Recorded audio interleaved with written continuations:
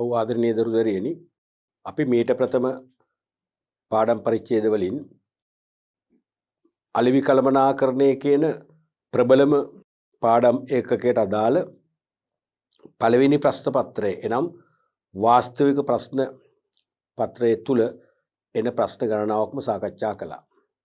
විශේෂයෙන්ම මම හැමදාම කියන දෙයක් තමයි කොහොමත් ලංකාවේ සමස්ත ප්‍රතිඵල ගත්තම ලකුණු අඩුවෙන්ම ගන්න ප්‍රශ්න පත්‍රය තමයි වාස්තවික ප්‍රශ්න පත්‍රය.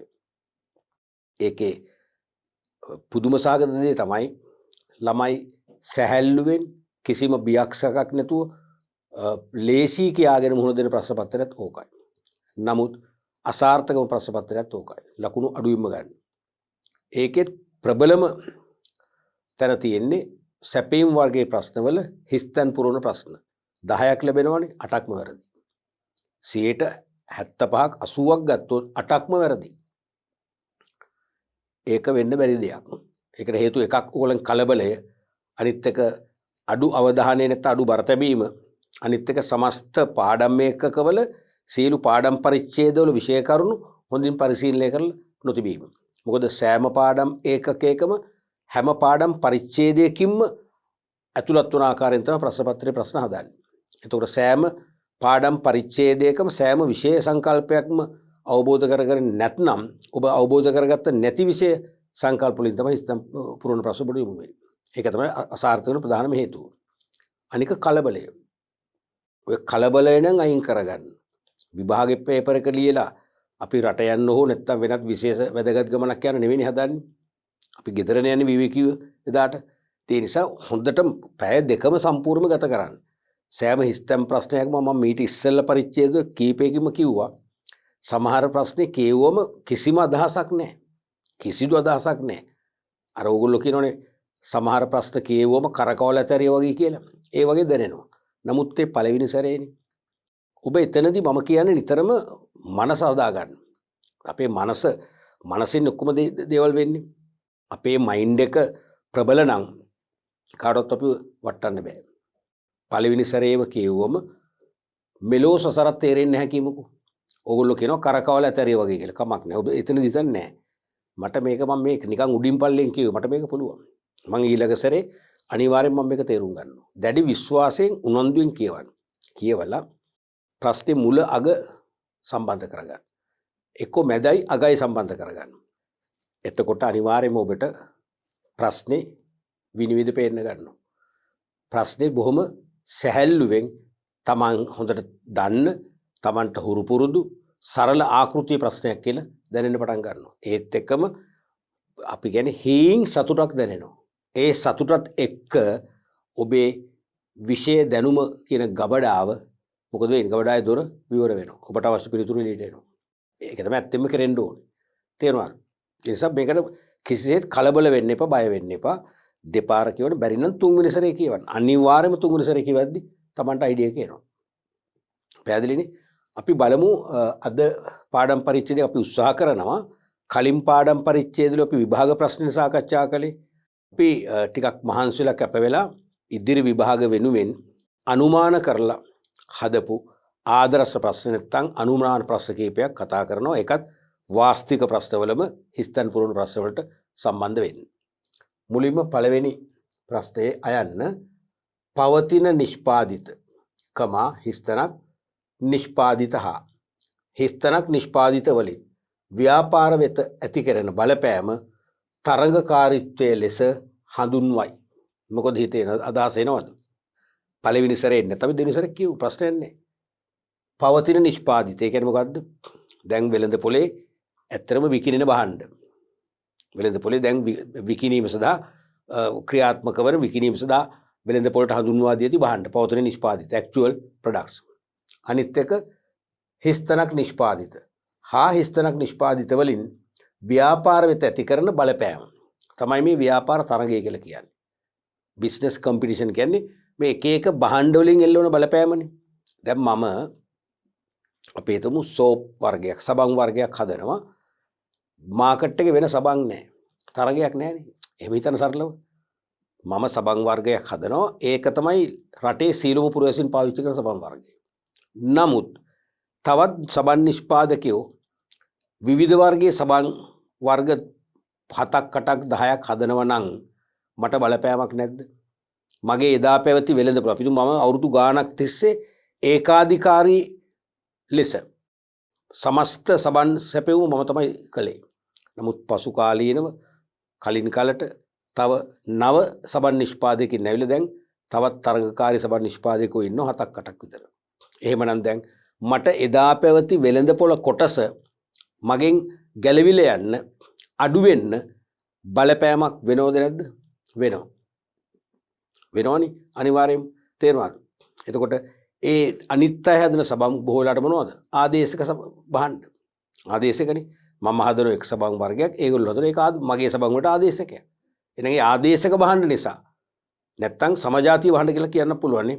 සමජාතීය භාණ්ඩ නැත්තම් ආදේශක භාණ්ඩ නිසා මට මොකද වෙන්නේ? බලපෑමක් වෙනවා. මම එදා පැවති මම එදා සතු කරගෙන තිබුණු වෙළඳපොළ කොටස පටු වෙන්න අහිමි වෙන්න මට ලොකු බලපෑමක් වෙනවා. අනිත් එක විභව නිෂ්පාදිත potential products.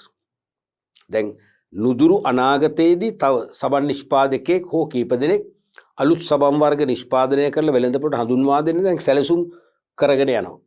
දැන් ක්‍රියාත්මක වෙමින් තියෙනවා. එහෙනම් එනවා ඒවා නුදුරේදීම එනවා. එහෙනම් ඒ මගිනුත් මට බලපෑමක් වෙන්න බැරිද? පුළුවන්. එහෙනම් යම්කිසි ව්‍යාපාරිකයෙකුට තමන්ගේ වෙළඳපොළ පටු කරන්න හෝ අහිමි කරන්න බලපෑමක් වෙනවා මූලික භාණ්ඩ වර්ග 3කින්. එකක් දැනටමත් පවතින නිෂ්පාදිත. අනිත් එක මොකද්ද? විභව නිෂ්පාදිත.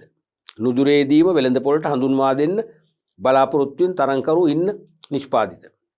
අනිත් එක තමයි දැනටමත් වෙළඳපොළේ පවතින ආදේශක නිෂ්පාදිත. නැත්තම් අපි කියනවා සමජාතීය ආදේශක නිෂ්පාදිත. ඔය තුනෙන්ම ඇති කරන බලපෑම තමයි වෙළඳපොළ තරංකාරීත්වය කියලා කියන්නේ. එහෙනම් ඒ තුනම ලියන්න ඕන මේකට. එහෙනම් එකක් පවතින නිෂ්පාදිත, අනිත් එක විභව නිෂ්පාදිත. විභව තමයි ඇති. විභව නිෂ්පාදිත, අනිත් එක ආදේශක නැත්තම් සමජාතීය කොට කමක් නෑ. සමජාතීය. එක්කෝ සමජාතීය නැත්නම් ආදේශක. නිෂ්පාදිත වලින් ව්‍යාපාර වෙත ඇති කරන බලපෑම තමයි තරඟකාරීත්වය කියලා කියන්නේ. අමාරුවක් නෑ ඉතින් අතරම. ආයන්න IOC ඉන්දියන් ඔයිල් කම්පැනි දන්නවනේ. IOC හා ඛනිජ තෙල් සංස්ථාව යන ව්‍යාපාර සේවා හිස්තනක් තරඟකාරීත්වයට අයත් වේ. මතකනේ අපි අලෙවිකරණයේදී තියරි පාර්ට් එක කතා කරා තරඟකාරීත්වයේ ආකාර 4ක්. ෆෝම් 4ක් කතා කරා. එකක් තමයි කර්මාන්ත තරඟය. අනිත් එක තමයි ආකාර තරඟය. අනිත් එක තමයි සන්නම් තරඟය. අනිත් එක තමයි ජෙනරික් නැත්තම් පොදු තරඟය. මතකයිනේ? ඔයගේ තරඟ 4ක් කතා කරානේ. ඒකෙන් මහන්නේ මේ එක තරඟකාරීත්වයක් අහන්නේ. IOC හා ඛනිජ තෙල් සංස්ථාව යන ව්‍යාපාර සේවා හිස්තනක් තරඟකාරීත්වයට අයත් වේ. මොකද්ද මේ තරඟකාරීත්වය? මේ දෙන්නම කරන්නේ දැන් IOC ආයතනයයි ලංකාවේ ශ්‍රී ලංකා ඛනිජ තෙල් සංස්ථාව කියන ආයතනයයි දෙකම කරන්නේ එකම සේවාවක්ද සේවා දෙකක්ද? එකම සේවාවක්. එනම් ඛනිජ තෙල් සැපීම නැත්නම් ඛනිජ තෙල් අලෙවි කිරීම.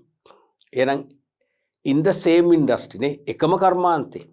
හරිනේ? එක හා සමාන භාණ්ඩ හා සේවා සපයන ව්‍යාපාර සියල්ලම වෙන්නේ කොහොමද? එකම කර්මාන්තයට. එහෙමනම් එකම කර්මාන්තය ඇතුලේ සමාන සේවා සපයන ව්‍යාපාර දෙකක් හෝ වැඩි ගණනක් අතර ඇතිවෙන තරඟය තමයි මොකද්ද? කර්මාන්ත තරඟය. මොකද කර්මාන්තය තුල එක වෙන්නේ එකම කර්මාන්තය. දැන් ඉන්ධන සපයන සහ අපි හිතමු සහල් සපයන ව්‍යාපාර දෙකක් ගත්තොත් කර්මාන්ත දෙකක්නේ. එතන අපිට තරඟයක් හිතන්න බෑ. සහල් වල ඉන්ධන වල බොහෝලාට කිසිදු ඍජු සම්බන්ධයක් නැහැ. ඈත වක්‍ර සම්බන්ධයක් අපිට මවන්න පුළුවන්. ඍජු සම්බන්ධයක් නැහැනේ. තේරුණාද? එකම කර්මාන්තයේ නියුක්ත. ඒ කියන්නේ එක හා සමාන භාණ්ඩ හා සේවා සපයන ව්‍යාපාර අතර අනිවාර්යයෙන්ම ඇති වෙන්නේ මොකද්ද? කර්මාන්ත තරඟකාරීත්වය. එහෙනම් මේකට එන්නේ කර්මාන්ත තරඟකාරීත්වයට. කර්මාන්ත තරඟකාරීත්වයට පැහැදිලිනේ? දැන් බලන්න මේ ප්‍රශ්න දෙකම ආදර්ශ ප්‍රශ්න දෙකක් මෙතෙක් විභාගයට යොමු නොවෙච්ච අමාරු නෑ. අවුතපර ලියන්න පුළුවන්. බලමු ඊළඟ ප්‍රශ්නය. දෙකේ අයන්න. නිෂ්පාදිත සැපයීම මගින් ගනුදෙනුකරුවන්ගේ වුවමනා තෘප්තිමත් කිරීම සඳහා වෙළඳපොළට ඉදිරිපත් කරන හිස්තනක් සමූහය හිස්තනක් ලෙස හැඳින්වේ. හිස්තනක් සමූහය හිස්තනක් ලෙස හැඳින්වේ. මොකක්ද? නිෂ්පාදිත සැපයීම මගින්. දැන් විවිධ ව්‍යාපාරිකයෝ නිෂ්පාදනය කරන භාණ්ඩා සේවානේ. භාණ්ඩා සේවා නිෂ්පාදනය කරලා වෙළඳපොළට සපයනවා. එහෙම සැපයීම මගින් ගනුදෙනුකරුවන්ගේ වුවමනා තෘප්තිමත් කිරීම සඳහා වෙළඳපොළට ඉදිරිපත් කරන මොනවද? වටිනාකම් සමූහයක්. වටිනාකම් සමූහයක්. තේරුණාද? වටිනාකම් සමූහයක්. ඒ කියන්නේ අපි දන්න අලෙවිකරණය නිර්වචනය කළ විදිහ මතකයිනේ. අලෙවිකරණයේ පියා කවුද? මහාචාර්ය ෆිලිප් කොට්ලර්, ඇමරිකන් ජාතික. ඒ අලෙවිකරණ නිර්වචනය කරේ කොහොමද? නිෂ්පාදිත හා වටිනාකම් නිර්මාණය කිරීම හා හුවමාරු කිරීම තුළින් පුද්ගලයින් හා පුද්ගල කණ්ඩායම් සිය අවශ්‍යතා සහ වුවමනා සපුරා ගනු ලබන සමාජීය හා මානව ක්‍රියාවලියක් තමයි අලෙවිකරණය කියන්නේ. සමාජීය හා මානව ක්‍රියාවලියක්. ඒ කියන්නේ සමාජයට අවශ්‍ය ක්‍රියාවලියක්, ඒක මිනිසා විසින් ක්‍රියාවට නංවන ක්‍රියාවලියක්. තේරුණාද? නිෂ්පාදිත හා වටිනාකම්. අන්න භාණ්ඩ හා සේවා සමග අනිවාර්යෙන් වටිනාකම් නිෂ්පාදනය වෙනවා, නිර්මාණය වෙනවා. දැන් අපි හිතමු සාමාන්‍ය වර්ගයේ මෝටර රථයකට වඩා ලක්ෂරි මෝටර වෙහිකල් එකක්, සුඛෝභෝගී මෝටර රථයක් වෙළඳපොළට ගෙන යාමේදී වටිනාකම් සමූහයක් එක තියෙනවා. සමාජයේ පිළිගැනීම. ඒ රථයෙන් අපි ගමන් කරන අපේ සමාජයේ අවධානය අපි වෙත යොමු වීම.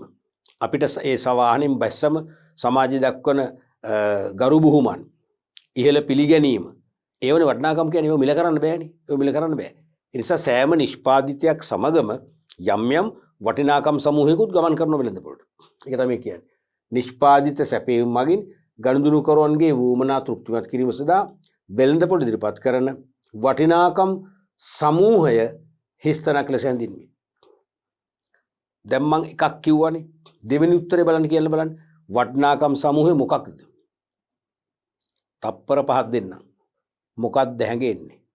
නිෂ්පාදිතයක වෙළඳපොළට නැත්නම් පාරිභෝගිකයින්ට වටිනාකම් සමූහයක් අපි ගෙනියනවා. ඒ වටිනාකම් සමූහයට මොකද කියන්නේ? ඔෆරින්ස් කියලා ඉංග්‍රීසි කියන්නේ. ඔෆරින්ස් මොකද? පිරිනැමුම් නැත්නම් පිරිනැමීම. පිරිනැමුම්. ඒක පිරිනැමීමක්. දැන් සාමාන්‍ය මෝටර රථයකට වඩා සුඛෝභෝගී මෝටර රථයක් අපේ අතටපත් කරද්දී අපිට වටිනාකම් සමූහයක් ලබා දෙනවා. සමාජයේ පිළිගැනීම, සමාජයේ ගෞරවය, සමාජයේ අවධානය දිනා ගැනීම. තේරුණාද? දැන් සාමාන්‍ය කාර් එකයි සුඛෝභෝගී මෝටර රථයක් නැත්නම් කාර් එකයි අඩු ගානේ පාක් කරලා තියෙනවා කියන්නකෝ. නතර කරලා තියෙද්දි වැඩි දෙනා බලන්නේ මොකද්ද? සුඛෝභෝගී මෝටර රථය. වැඩි දෙනා කරකැවෙන්නේ මේ මෝටර රථය වටේ. තේරෙනවද? මේ මෝටර රථයෙන් ආවේ කවුද කියලා විශේෂයෙන් බලනවා. අර පුංචි කාරෙන් ආපු කෙනා කවුද කියලා හොයන්නේ නැහැ. එහෙමනේ. අන්නේ වටිනාකම් සමූහය තමයි මොකද්ද? පිරිනැමුම කියන්නේ. ඔෆරින්ස්. ඒ කියන්නේ වෙළඳපොළට නැත්තම් ගනුදෙනුකරුවන්ට යමක් පිරිනමනවා. පිරිනමන්නේ මොකද්ද? වටිනාකම් සමූහයක්. ඒක තමයි පිරිනැමුම නැත්තම් ඔෆරින්ස් කියලා කියන්නේ. මොකද්ද ඒකට අයිති වෙන්නේ? හර සංකල්ප. පිරිනැමුම කියන්නේ මොකද්ද? අපි අලෙවිකරණයේදී කතා කර හර සංකල්ප 20ක් පමණ. ඒ හර සංකල්ප එකක් තමයි පිරිනැමුම කියන්නේ. එහෙනම් වටිනාකම් සමූහය නැත්තම් අගනාකම් සමූහය. වටිනාකම් සමූහය පිරිනැමුම. පිරිනැමුම නැත්නම් පිරිනැමුම් එක්කෝ පිරිනැමීම. පිරිනැමීම ඔෆරින්ස් කියලා කියනකොට ඉංග්‍රීසි ඔෆරින්ස් ලෙස හැඳින්වෙන්නේ. එතකොට හරසංග දැක්කද? දැන් අපි හර සංකල්ප 20ක් විතර කතා කරන්නේ. එයින් එකක් ඔය වගේ ටච් වෙන්න පුළුවන් පේපර් එකට. එහෙමද එකක්වත් ස්පර්ශ වුණොත් එහෙම ඒක මේ පුදුම වෙන දෙයක් නෑ. මොකද හර සංකල්ප කියන්නේ අලෙවිකරණය කියන සමාජීය හා මානව ක්‍රියාවලිය බිහිවීමටත් බිහිවි අඛණ්ඩව ක්‍රියාත්මක වීමටත් එකිනෙකට බැඳෙමින් සක්‍රිය වෙන මූලික සාධක. එහෙනම් මේකත් මූලික සාධකයක්. පිරිනැමීම. අපිට නිෂ්පාදිතයකින් එහෙම වටිනාකම් සමූහයක් පිරිනමන්නේ නැත්තම් අපි මේ නිෂ්පාදිත මිලදී ගන්න උනන්දු වෙන්නේ නැහැ. මිලදී අරගෙන පරිභෝජනය කළත් අපි තෘප්තිමත් වෙන්නේ නැහැ. ඉහළ තෘප්තිය ලැබෙන්නේ නැහැ. අපි මිලදී ගන්න උනන්දු වෙන්නත් ඒකෙන් පරිභෝජනෙන් තෘප්තිය ලබන්නේත් මෙන්න මේ පිරිනැමුම නිසා. මොනවද පිරිනැමුම කියන්නේ? වටිනාකම් සමූහයක් ගේන භාණ්ඩයත් එක්කලා. ඒ වටිනාකම් එකිනෙකාට වෙනස්. ඒකෙන් දැන් මගේ කෝණයෙන් දකිනවා යම් භාණ්ඩයක වටිනාකම් 5ක්. ඔබ දකින්න පුළුවන් 3ක්. තව කෙනෙක් 10ක්. තේරෙනවද? මට ඒ වටිනාකම් මම සමහරට මිල කරන කෝටි ගාණක්. ඔබ ලක්ෂ ගාණක්. තව කෙනෙක් දහස් ගණන් වල ඉන්නේ. එකිනෙකාට වෙනස් ඒවා. පැහැදිලිනේ? right. ආයන් ව්‍යාපාර නිමවුම් වල ගුණත්වය හා ව්‍යාපාර වල ආචාර ධර්ම තුලින් පවත්වාගෙන යන යහපැවැත්ම පිළිබඳව පාරිභෝගිකයින් විසින් සමාජගත කරන ධනාත්මක අදහස් හිස්තනක් ලෙස හැඳින්වේ. අදහසක් එනවද? මේකත් හර සංකල්පයක්ම කියලා දැනෙන්න ඕන හරිනම්. හරියටම තීරි පාට් එක අපි සම්පූර්ණයෙන්ම කම්ප්ලීට්ලි හමාර කරලා තියෙනවා නම් මේකත් කෝ කන්සෙප්ට් එකක්. අලෙවිකරණේ හර සංකල්පයක් කියලා හැඟෙන්න ඕන. අපි නැවතර බලමු. ව්‍යාපාර නිමෙවුම් වල කියන්නේ භාණ්ඩා සේවාවල ගුණත්වය තේරෙනවද? ගුණත්වය කියන්නේ අනිවාර්යයෙන්ම අපි ඕනම කෙනෙක් කැමති වෙන්නේ ඕනෑම ව්‍යාපාරයකින් අපිට තත්ත්වෙන් උසස් භාණ්ඩයක් පිරිනමන දකින්න. ගුණාත්මක භාණ්ඩයක් තමයි අපි ප්‍රාර්ථනා කරන්නේ. එහෙනම් ගුණත්වය හා ව්‍යාපාර වල ආචාර ධර්ම. දැන් එක අතකින් ගුණාත්මක භාණ්ඩ පිරිනමනවා, ලබා දෙනවා.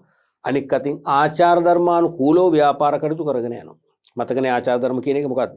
හොඳ හා නරක පිළිබඳ මන අවබෝධයෙන් ව්‍යාපාරය පවත්වාගෙන යනවා. ඒකේ තේරුම මොකද්ද? හොඳ නරක තේරුම් අරගෙන නරක බැහැර කරලා හොඳ දේ පමණක් ව්‍යාපාරයේ තුලින් දියත් කිරීම. එහෙනම් නිමෙවුම් වල ගුණත්වය හා ව්‍යාපාර වල ආචාර ධර්ම තුලින් පවත්වාගෙන යන යහපැවැත්ම. ගුණාත්මක භාණ්ඩ පමණයි සපයන්නේ. තත්ත්වයෙන් බාල භාණ්ඩ, ව්‍යාජ භාණ්ඩ, විවිධ ව්‍යාජ ද්‍රව්‍ය මිශ්‍රිත භාණ්ඩ අපි සපයන්නේ නැහැ. අනිත් එක්කම අපි නරක දේ බැහැර කරලා හොඳ දේ පමණක් අතින් අරගෙන තමයි ව්‍යාපාරයේ ගනුදෙනු කරුවා වෙත සේවය කරන්නේ. එහෙමනම් ඒ තුලින් පවත්වාගෙන යන්නේ මොකද්ද? යහපැවැත්මක් සහිත ව්‍යාපාරයක්. එහෙනම් ගුණත්වය හා ව්‍යාපාර වල ආචාර ධර්ම තුලින් පවත්වාගෙන යන යහපැවැත්ම පිළිබඳව පාරිභෝගිකයන් විසින් සමාජගත කරන ධනාත්මක අදහස්. දැන් අපි කියනවා නේද මෙහෙම දේවල්. මොනවද මේ අපි කියනවා? හාල් ගන්නම් කොහෙවත් ගන්න එපා.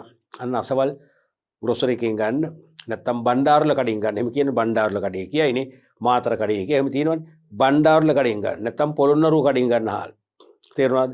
දැන් සමහර නගරවල අපි දැකලා තියෙනවා පොළොන්නරුව සහල් කඩේ කියලා ගහලා තියෙනවා. දැන් පොළොන්නරුව ප්‍රදේශයේ සහල් වලට හරිම ප්‍රසිද්ධයිනේ.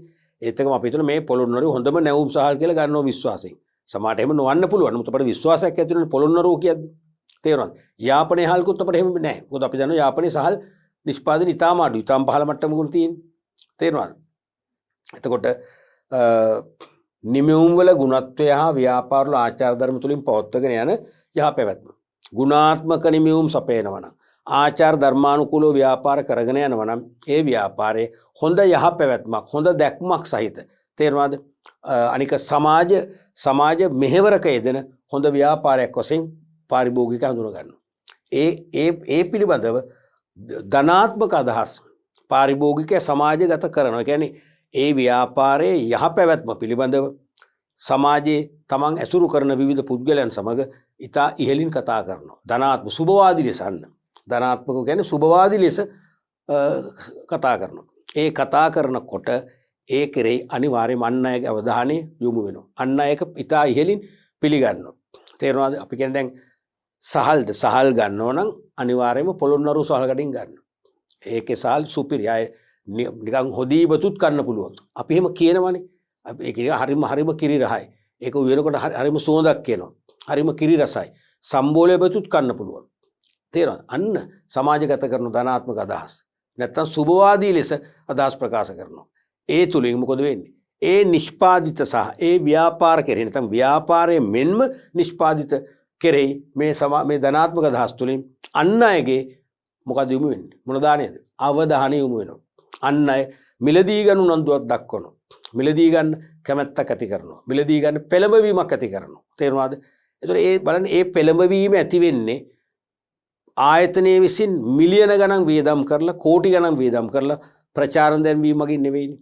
ප්‍රචාරණ දැන්වීම මගින් නෙවෙයි. මේක ස්වයංක්‍රීයව ලැබෙන ප්‍රචාරණයක්. මේක ස්වයංක්‍රීයව සමාජයේ වෙත සමාජයේ තුලින්මනේ සමාජයේ වෙත සමාජයේ තුලින්ම ලැබෙන නිර්හංකාර වූ ස්වයංක්‍රීය වූ මොකද්ද නිදහස් ප්‍රචාරණයක් මේ වෙන්නේ. තේරුණාද? එහෙනම් ඒකට මොකද්ද කියන්නේ? හර මොකද්ද ඒක ඇවිල්ලා හර සංකල්පය මොකද්ද ඒක නම? මොකද්ද? උපේන ලද මොනවද? උපේන ලද ප්‍රතිලාභ. තේරුණාද? උපේන ලද earn benefits නේ. දැන් ඒවා අපි උපය ගත්ත පුවනේ. ඒවා අපි සල්ලි වියදම් කරලා ගත්ත පුව නෙවෙයි. තේරුණාද? දැන් ගෙවන ලද ප්‍රතිලාභ තියෙනවා. අපි ගෙවන ලබාගෙන ප්‍රතිලාභ ප්‍රචාන් දැන්වීම කෝටි ගණන් වියදම් කරලා පළ කරලා වෙළඳපොළ ඉල්ලුම වර්ධනය කරගත්තොත් වෙළඳපොළ කොටස වර්ධනය කරගත්තොත් අපි ඒක මොනවද? ගෙවන ලද ගෙවා ලබාගත් ප්‍රතිලාභ වෙනවා. මේක එහෙම නෙවෙයි. මේක මොකද්ද? අපි උපය ගත්ත දේවල්. උපය ගන්නවා කියන්නේ වෙනම දෙයක් නේ. ගෙවලා නෙවෙයිනේ. අපි උපය දැන් මම ගුරුවරයෙක් වශයෙන් වසර ගණනාවක් උගන්වලා ළමයිගේ ජීවිත හදලා ළමයිට ඇත්තෙන්ම විශ්වවිද්‍යාලයට යන්න බැහැ කියලා කිව්ව ළමයි විශ්වවිද්‍යාලයට යවලා ඒ ළමයි තුල අදටත් අපිත් එක්ක කතා කරන පරණම ළමයි අවුරුදු 25කට එහා ඉගෙන ගත්ත කියන සර්ලා අපිට අමතක වෙන්නේ ජීවිතේ අපේ එක කොටසක් සර්ලා. මොකද්ද මේ කියන්නේ? අන්න අපි උපය ගත්ත දේවල් ඒවා. අපි උපය ගත්ත දේවල්. සල්ලි ගෙවලා නෙවෙයි. අපේ ක්‍රියාකාරකම් මගින්. අපි එහෙනම් ව්‍යාපාරයේ තත්ත්වින් උසස් භාණ්ඩ ඉදිරිපත් කරනවා. ඒ වගේම ව්‍යාපාර ආචාර ධර්ම වලට අනුකූලව කටයුතු කරනවා. එහෙනම් යහපැවැත්මක් සහිත ව්‍යාපාරයක් වශයෙන් සමාජයේ දකිනවා. වෙළඳපොළ දකිනවා. වෙළඳපොළ පිළිගන්නවා.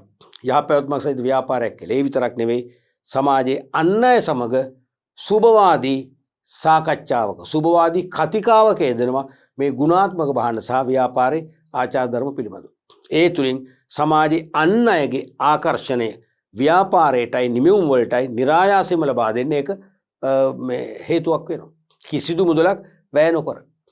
කිසිදු මුදලක් වැය නොකර. තේරුණාද? එහෙනම් ඒක තමයි උපේන ලද ප්‍රතිලාභ කියලා කියන්නේ. උපේන ලද ප්‍රතිලාභ කියන්නේ. earn benefits කියන්නේ ඒක. තේරුණානේ? එහෙනම් උපේන ලද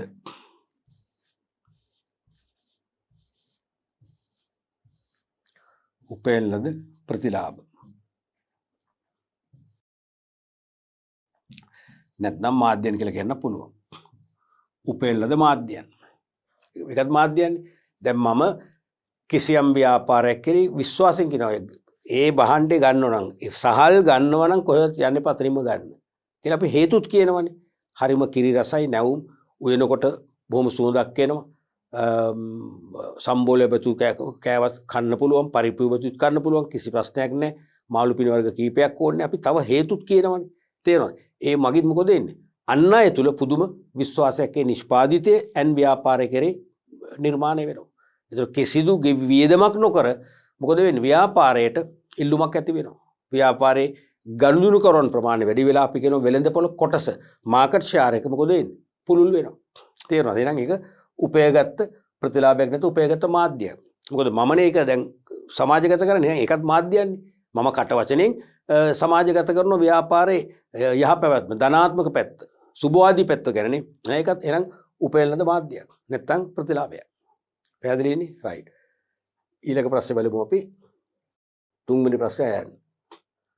භාණ්ඩයක් සම්බන්ධ සන්නම් පක්ෂපාතීත්වයේ ඉහළම අවස්ථාව වන්නේ හිස්තනක් කිරීමයි. මතකද? සන්නම් පක්ෂපාතීත්වය අපි කතා කරා අලෙවිකරණයේ පාඩම් ඒකකයේ තුල ප්‍රොඩක්ට් මික්ස් කියන පාඩම් පරිච්ඡේදය තුලදී. භාණ්ඩ මිශ්‍රය කියන ඒකකයේ තුලදී. සන්නම කියන එක දන්නවනේ. තරඟකාරී නිෂ්පාදිත වලින් තම නිෂ්පාදිත වෙන්කර වෙළඳපොළට හඳුන්වා දීමට භාවිතා කරන ප්‍රකාශ කළ හැකි නමක් හෝ දෘශ්‍යමාන වූ ලාංඡනයක් තමයි අපි සන්නමක් කියන්නේ. මේ සන්නම් පක්ෂපාතීත්වය බ්‍රෑන්ඩ් ලෝයල්ටි කියලා කියන්නේ මොකද්ද? කිසියම් භාණ්ඩයක් සම්බන්ධයෙන් පවතින සන්නම කෙරෙහි පාරිභෝගිකයාගේ කැමැත්තක් නැත්තම් ලැබියාවක් ගොඩනැගීම තමයි සන්නම් පක්ෂපාතීත්වය කියන්නේ. දැන් ඔබටත් මටත් යම් යම් භාණ්ඩ හා සේවාවලදී සන්නම් පක්ෂපාතීත්වයක් නැද්ද? තියෙනවා. තියෙනවනේ. දැන් සමහර අය කියනවා දැන් පපඩම් ආවි පපඩම් මොනවද? එපා. මම පපඩම් කන්නේ නැද්ද? නෑ කනවා. මං කන්නේ අපි හිතමු මොකද්ද අපි හිතමු මාතර පපඩම් කියලා බ්‍රෑන්ඩ් එකක් හිතන්නකෝ. මාතර පපඩම් පමණයි. ඉතින් අපි කන්නේ කළුතර නෑ කළුතර පපඩම් වලට මං කැමති නෑ. එහෙම කියනවනේ. අපි බ්‍රෑන්ඩ් එකක් තෝරගෙන තියෙනවා. අපි හිතමු මොනවා හරි කූල් ඩ්‍රින්ක් එකක් බොමු කියලා කිව්ව කවුරු හරි යාළුවෙක් ගිහිල්ලා. අපි බොමුද EGB එකක්. නෑ මට දෙන්න සෝඩා එකක්. මං කැමති සෝඩා වලට. එහෙනම් මං ගන්නම් EGB එකක්. මොකද්ද දෙන්නගේ සන්නම් පක්ෂපාතීත්වයක් තියෙනවා.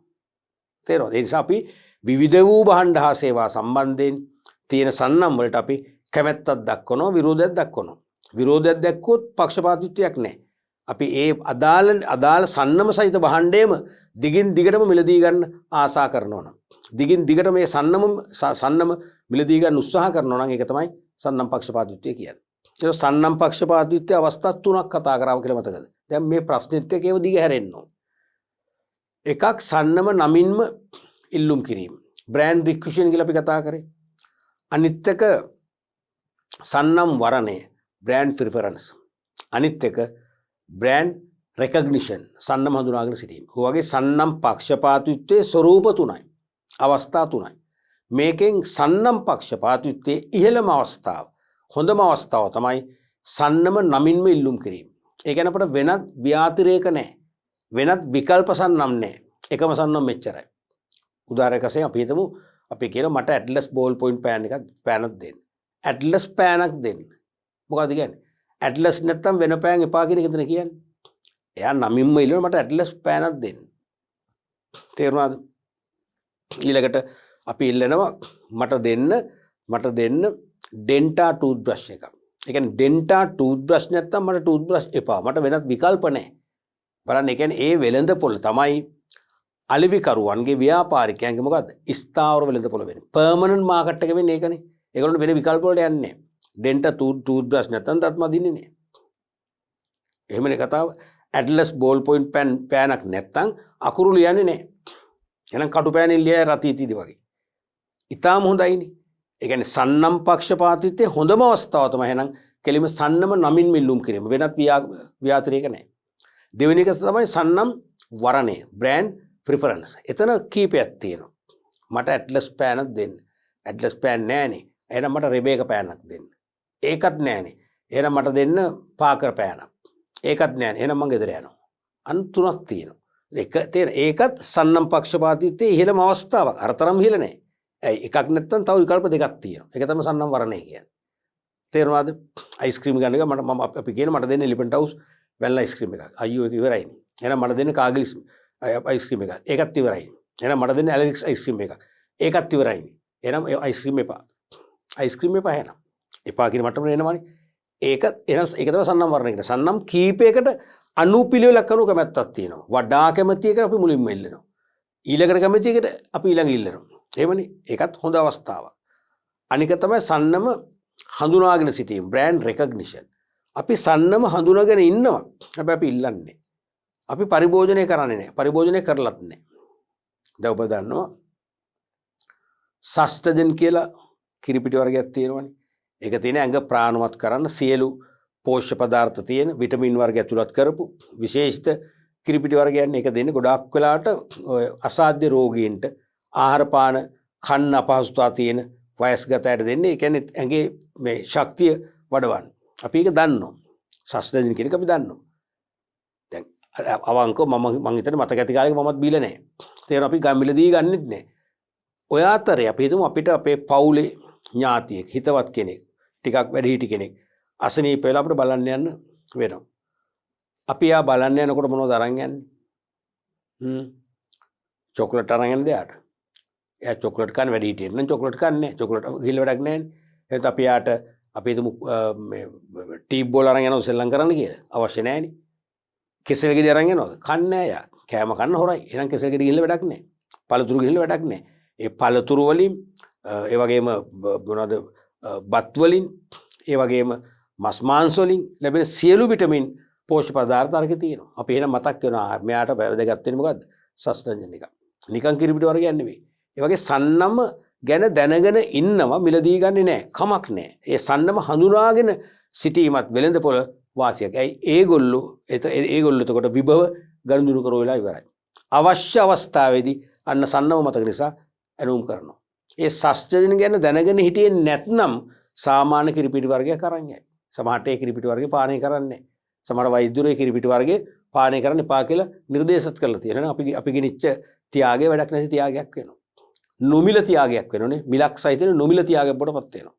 අන්න ඒ වගේ මේ කියන්නේ භාණ්ඩයක් සම්බන්ධ සන්නම් පක්ෂපාතීත්වයේ ඉහළම අවස්ථාව වන්නේ මොකක්ද එහෙනම්? සන්නම නමින්ම ඉල්ලුම් කිරීමයි. සන්නම නමින්ම ඉල්ලුම් කිරීම තමයි සන්නම් පක්ෂපාතීත්වයේ උච්චතම අවස්ථාව. වෙන විකල්ප නැහැ. එහෙනම් වන්නේ සන්නම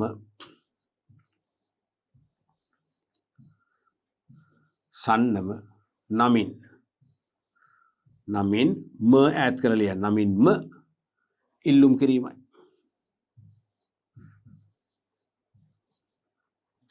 හොඳම අවස්ථාව ඒකයි.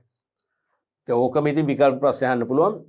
සන්නම් පක්ෂපාතීත්වයේ පහළම අවස්ථාව වන්නේ මොකද්ද? හිතන්න පුළුවන්. සන්නම් පක්ෂපාතීත්වයේ පහළම පක්ෂපාතී අවස්ථාව වන්නේ මොකද්ද? සන්නම හඳුනාගෙන සිටීමයි. ඉල්ලන්නේ නැහැ. හැබැයි අපි සන්නම සහිත භාණ්ඩයක් තියෙනවා කියලා දන්නවා. අවශ්‍යත විශේෂිත අවශ්‍යතාවයක් ඇති වුණොත් අපි මිලදී ගන්නවා. දැන් හඳුනාගෙන හිටියත් අපි මිලදී ගන්න වෙන එකක් නේ. මේක ගන්න නැහැනේ. හඳුනාගෙන ඉන්නවා කියන්නේ. සන්නම හඳුනාගෙන ඉන්නවා යනු කෙදිනක හෝ අනාගතයේදී අපි ඒක ඉල්ලුම් කරනවා කියන එක.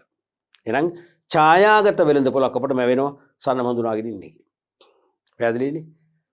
ඊළඟ ප්‍රශ්නය ආයන්න සන්නම් පක්ෂපාතීත්වය යටතේ හිස්තනක් සිටීම තුළින් හිස්තනක් වෙළඳපොළක් ඉදිරියේ නිර්මාණය කිරීමේ අවස්ථාව ඇත. මොකද්ද මේ කියන්නේ? සන්නම් පක්ෂපාතීත්වය යටතේ හිස්තනක් සිටීම තුළින් මොකද්ද? සන්නම් පක්ෂපාතීත්වය යටතේ කියලා ඉංග්‍රීසි දෙනවා. සන්නම් පක්ෂපාතීත්වයේ යටතේ හිස්තනක් සිටීම තුළින් මොකද්ද? හිස්තනක් වෙළඳපොළක් ඉදිරියේ නිර්මාණය කිරීමේ අවස්ථාව තියෙනවා. මොකද්ද? සන්නම් පක්ෂපාතීත්වයේ යටතේ හිස්තනක් සිටීම තුළින් සන්නම් පක්ෂපාතීත්වයේ යටතේ කියන එකයි මුල. මැද කොටස සිටීම තුළින් කියන එක දෙක සංසන්දනය කරන්න උත්තරය එනවා. සන්නම් පක්ෂපාතීත්වයේ යටතේ හිස්තනක් සිටීම තුළින් කියන්නේ මොකද්ද? සන්නම හඳුනාගෙන සිටීම තුළින්. අපි සන්නම නමින් ඉල්ලන්නේ නැහැ. සන්නම් වර්ණයකුත් නැහැ. අපි සන්නම දැනගෙන ඉන්නවා තාම ඉල්ලන්නේ නැහැ. එහෙනම් සන්නම හඳුනාගෙන සිටීම තුළින් කියලා අදහස එනවා. මෙන්න මේ දෙක කම්පෙයාර් කරාම. සන්නම හඳුනාගෙන සිටීම තුළින් මොකද වෙන්නේ? ඉදිරියේ නිර්මාණය කිරීමේ අවස්ථාව ලැබෙනවා. මොන වෙළඳපොළක්ද? විභව වෙළඳපොළක්. විභවනේ. තාම අපි ඉල්ලුවේ නැහැනේ. දැන් මම කිව්ව ශාස්ත්‍රජන ගැන අපි දැනගෙන ඉන්නවා.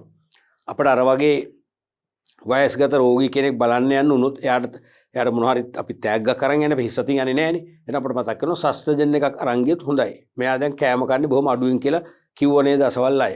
කෑම කන්න හොරයි කියලා කිව්ව නේද? බොන જાති විතරයි නේද බොනවා කිව්වේ. අන්න මතක් කරනවා ශාස්ත්‍රජන එකක් ගෙනියන්න. අන්න එහෙනම් මොකද්ද? විභව වෙළඳපොළක්, අනාගත වෙළඳපොළක්. තේරුණාද? එහෙනම් යටතේ සන්නම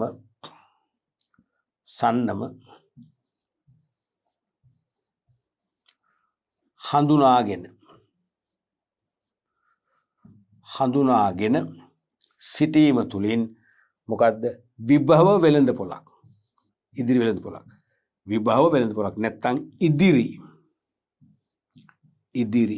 එහෙම නැත්තම් අනාගත. තාම ඇති වුණේ නෑ අනාගතයේදී වෙන්නේ. අනාගත වෙළඳපොළක් ඉදිරියේ නිර්මාණය කිරීමේ අවස්ථාව තියෙනවා. පැහැදිලිද? ඊළඟට දැන් බලන්න අපි හැම ප්‍රශ්නකින්ම අපි ප්‍රශ්නේ කියවද්දි නිකන් ප්‍රශ්නේ ව්‍යාකූලයි. නමුත් අපි ප්‍රශ්නේ මුල මැද අග වගේ එහෙම කම්පෙයාර් කරද්දි ඒ ප්‍රශ්නේ මුල මැද අග තියෙන වචන අනුව දැන් බලන්න මෙතන හිස්තනක් වෙළඳපොළක් ඉදිරියේ නිර්මාණය කිරීමේ අවස්ථාවයි. එහෙනම් මේ වෙළඳපොළක් නේ අහන්නේ. මොන වෙළඳපොළක්? සත්‍ය වෙළඳපොළක්, විභව වෙළඳපොළක්, ගැනුම් කරවංග වෙළඳපොළක්, විකුණුම් කරවංග වෙළඳපොළක් ඒවා එන්නේ නැහනේ. කාර්මික වෙළඳපොළක් ඒවා එන්නේ නැහනේ. තේරෙනවද? මොකද සන්නමත් එක නෑනේ. එහෙනම් සන්නම හඳුනාගෙන සිටීම තුළින් මොනවද? ඉදිරි වෙළඳපොළක්, විභව වෙළඳපොළක් කියලා පටක් ගාලා උත්තරේ ගුණ කරගන්න පුළුවන්. පැහැදිලිනේ? අපි ඊළඟ ප්‍රශ්නෙත් බලමු. 4 බෙදා හැරීම කාර්යක්ෂම කිරීමට අලෙවිකරුවන්ට හිස්තනක් සංකල්පයේ මගින් මඟ පෙන්වන අතර ආකර්ශනීය ප්‍රවර්ධනයක් සඳහා හිස්තනක් සංකල්පයෙන් මඟ පෙන්වයි. මතකනේ? මේ ප්‍රශ්නේ කියවනකොටම අපට දැනෙන්න ඕන මොනවද? අලෙවිකරන සංකල්ප. එහෙම දැනෙන්නේ නැත්නම් එකවර අපිට මේ සංකල්ප කියලා දීලා තියෙනවනේ. සංකල්පයෙන් මඟ පෙන්වයි. අනිවාර්යයෙන්ම දැනෙන්න ඕනේ මේ අහන්නේ අලෙවිකරන සංකල්ප. මතකනේ පැරණි දර්ශනයෙන් අලෙවිකරන සංකල්ප 3ක් අපි ඉගෙන ගත්තා. නූතන අලෙවිකරන දර්ශනයේ සංකල්ප 4ක් ඔක්කොම සංකල්ප 7ක් ඉගෙන ගත්තා. ඒතර මේ අහන්නේ බෙදා හැරීම කාර්යක්ෂම කිරීමට. කියන්නේ බෙදා හැරීමේ ක්‍රියාවලිය කාර්යක්ෂම පවත්වාගෙන යා යුතු බවට මඟ පෙන්වන බල කරන සංකල්පයක් තියෙනවා. තේරුණාද? හේතුව ඒ සංකල්පයෙන් කියනවා වෙළඳ පොලේ සුලභව පවතින භාණ්ඩ නම් පාරිභෝගිකයාට සාධාරණ මිලකට ඉදිරිපත් කරනවා නම් නැත්නම් පාරිභෝගිකයාගේ වැය කළ හැකි ආදායම වනු මිලදී ගැනීම හැකියාව තියෙනවා නම් වෙළඳ පොලේ සුලභ භාණ්ඩ වලට පාරිභෝගිකයෝ වැඩි කැමැත්තක් දක්වනවා. පාරිභෝගිකයෝ සුලභ භාණ්ඩ වැඩි නිල්ලුම් කරනවා. එහෙනම් ඉහළ විකුණුම් ආදායමක් ලබන්න පුළුවන් බව. එහෙනම් ඒකෙන් දෙන පණිවිඩය අනුව කරන මඟ පෙන්වීම මොකද්ද? බෙදා හැරීමේ ක්‍රියාවලිය කාර්යක්ෂම කරන්න. ඒ කියන්නේ අඛණ්ඩව බෙදා හැරලා වෙළඳ පොලේ අඛණ්ඩව බෙදා හැරියොත් පමණයි වෙළඳ පොලේ භාණ්ඩ සුලභ වෙන්නේ. සුලභ වුණොත් තමයි ඉල්ලන්නේ. මම වුණත් ඔබ වුණත් වෙළඳ පොලේ හිඟ භාණ්ඩ ඉල්ලන්න කැමති නෑනේ. හිඟ භාණ්ඩ එනකන් අපි පරිභෝජනය නොකර ඉන්නේ නෑනේ. අපි බලන්නේ වෙළඳ පොලේ සුලභ භාණ්ඩයක් කරන් පරිභෝජනය කරන්න. තේරුණාද? එහෙනම් බෙදා හැරීම කාර්යක්ෂම කිරීමට අලෙවිකරුවන්ට මොන සංකල්ප වගේද මම පෙන්වන්නේ? නිෂ්පාදන සංකල්පය. මොකද නිෂ්පාදන සංකල්පය තමයි කියන්නේ වෙළඳ පොලේ සුලභ භාණ්ඩ නම් පාරිභෝගිකයෝ ඉල්ලුම් කරනවා. ඉහළ විකුණුම් ආදායමක් උකහා ගන්න පුළුවන් කියලා පෙන්වුම් කරන්නේ ඒකේ. එහෙනම් බෙදා හැරීම කාර්යක්ෂම කරන්න ඕනේ ඒකටයි. එහෙනම් බෙදා හැරීම කාර්යක්ෂම කිරීමට අලෙවිකරුවන්ට නිෂ්පාදන සංකල්පය මගින් නිෂ්පාදන සංකල්පය මගින් තමයි මඟ පෙන්වන්නේ. අතර ආකර්ෂණීය ප්‍රවර්ධනයක් සඳහා හිස්තනක් සංකල්පෙන් මඟ පෙන්වන්නේ. මතකනේ ආකර්ෂණීය ප්‍රවර්ධනය කියනකොටම අපට සංකල්පෙ නිකම්ම එනවා. ආකර්ෂණීය ප්‍රවර්ධනයක් කියලා අපි නතර කරන්නත් පෙර හුස්ම ගන්නත් පෙර අපිට මතක් වෙනවා මේ කියන්නේ මොකක්ද? විකුණුම් සංකල්පය. මොකද විකුණුම් සංකල්පය සෙලින් කන්සෙප්ට් එකෙන් තමයි කියන්නේ සිත් ගන්නාසුළු අලංකාර වූ ප්‍රවර්ධන වැඩසටහන් දියත් කිරීමෙන් පාරිභෝගිකයන් භාණ්ඩ කරා ආකර්ෂණය කරගෙන ඉහළ විකුණුම් ආදායමක් උපයන්න පුළුවන් බව. එහෙනම් ඒකට අනිවාර්යයෙන්ම වෙන්නේ මොකද්ද? විකුණුම් සංකල්පය. සෙලින් කන්සෙප්ට් එක.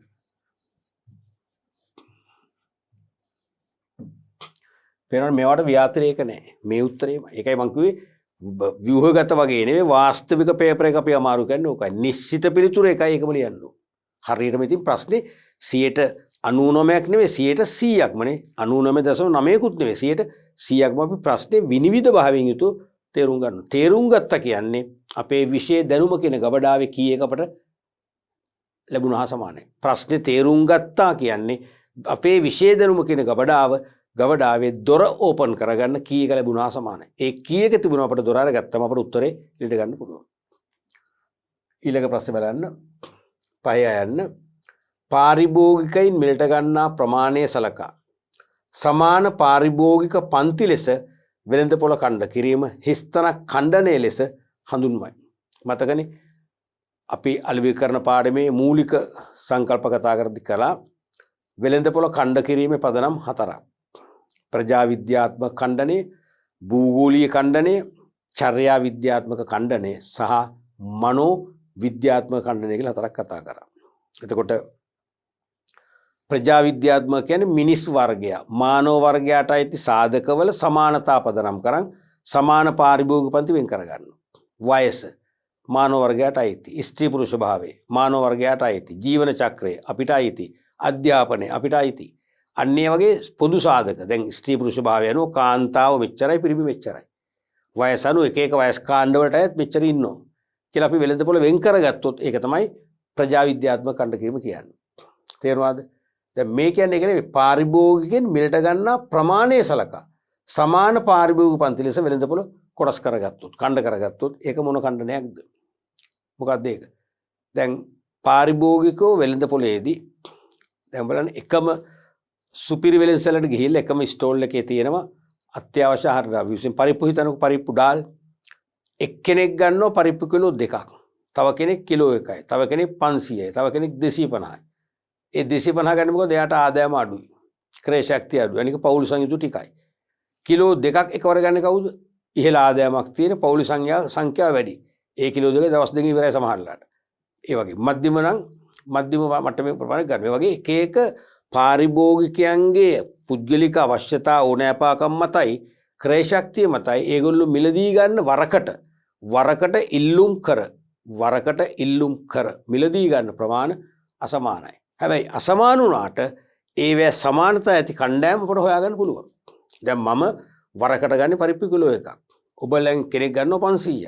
තව කෙනෙක් ගන්නවා 250ක්. අපි තුන් දෙනා වෙනස්. උනාට අපි තුන් දෙනාගේ පාරේ නැහැ තව නැද්ද? ඉන්නවා. එහෙනම් කිලෝ එකේ අය කිලෝ එකක් මිලදී ගන්න නැහැ කොච්චරද? 500 බැගින් මිලදී ගන්න නැහැ කොච්චරද? එහෙම අපිට මැනගන්න පුළුවන්. තේරෙනවද? දැන් මම මේ අපේ ගෙවල් කිට්ටුවම තියෙනවා පෝර්ණු පාන් කඩයක්. පෝර්ණු පාන් දර පෝර්ණු පාන් හොඳයිනේ. ඒක අර යීස්ට් ගතිය අඩුයි, බඩ පිපෙන්නේ නැහැ, තිබ අඩුයි. ඒක දැන් සමහර පාන් කෑම අපිට නිකන් බඩ පිපෙන්න ගන්නවානේ. වතුර බොනවනේ අපි බවුසරයක් විතර. මේ පෝර්ණු පාන් වල එහෙම නැහැ කියලා මතයක් තියෙනවනේ. ඒ නිසා අපිට පාන් ගන්න අවශ්‍යතාවය ඇතුළු මම පාන් ගෙන්නේ කඩේට පයින් යනවා. ඉතින් ගිලේ ඒ කඩේ ඉන්න නංගි කෙනෙක්. අයිතිකාරයගේ නංගි මං හිතන්නේ. දැන් අඳුරන හැමදාම. දැන් මම සාමාන්‍ය රෝස් පාන් භාගයක් ඉල්ලනෝමයි. තේරුණාද? ඉතින් දැන් මම පුරුදු නිසා ගියාම අහනවා good morning අයියා රෝස් පාන් භාගය වෙන මොනවද? දැන් මම ඉල්ලන්නේ ඉස්සෙල්ලා. දැන් මං කිව්වොත් අද රෝස් පාන් ගන්න නැහැ කියලා තියා අමාරුයි. ඒ කියන්නේ එයා තේරුම් අරන් තියෙනවා මම ඉල්ලන්නේ රෝස් පාන් නම් භාගයයි. තව කෙනෙක් රෝස් පාන් දෙකක් ඉල්ලනවා. තේරුණාද? එහෙමනේ. ඒ වගේ පාරිභෝගිකව මිලදී ගන්නා ප්‍රමාණය කියන්නේ ඒක චර්යාත්මකයිනේ. මම වෙළඳ පොලේ හැසිරලා මං ගන්න කිලෝ එක බැගින්, සමහර අය කිලෝ 2 බැගින්, සමහර අය ග්‍රෑම් 500 බැගින්. මොකක්ද එනගේ ඒක? චර්යා විද්‍යාත්මක කණ්ඩ කිරීම. නැත්නම් චර්යාත්මක කණ්ඩ කිරීම. behavioristic segmentation කියන එක. behavioristic segmentation කියන එක කියන්නේ චර්යා විද්‍යාත්මක කණ්ඩ කිරීම. එහෙනම් පාරිභෝගිකින් මිලදී ගන්නා ප්‍රමාණය සලකා සමාන පාරිභෝගික පන්ති ලෙස වෙළඳ පොළ කණ්ඩ කරොත් ඒක අපිට කියනවා චර්යාත්මක කණ්ඩ නැත්නම් චර්යා විද්‍යාත්මක කණ්ඩ කිරීම. චර්යා විද්‍යාත්මක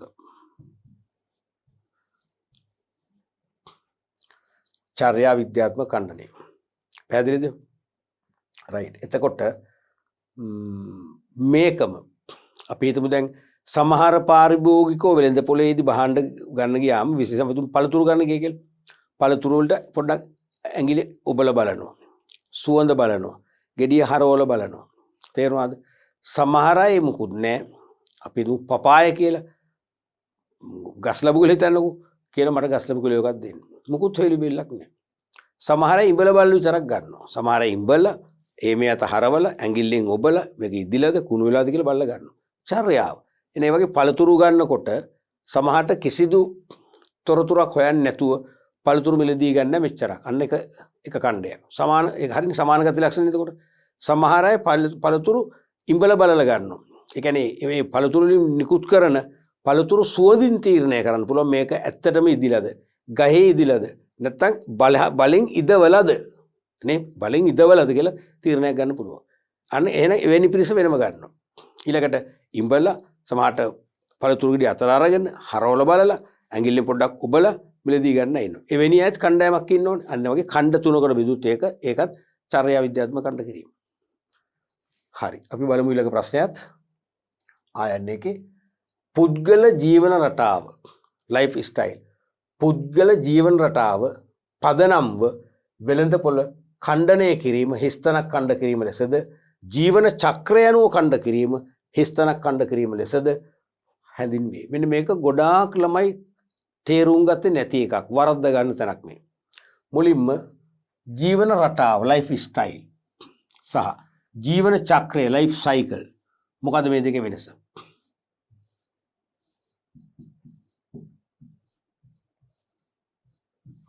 අරක ලයිෆ් ස්ටයිල් මේක ලයිෆ් සයිකල්.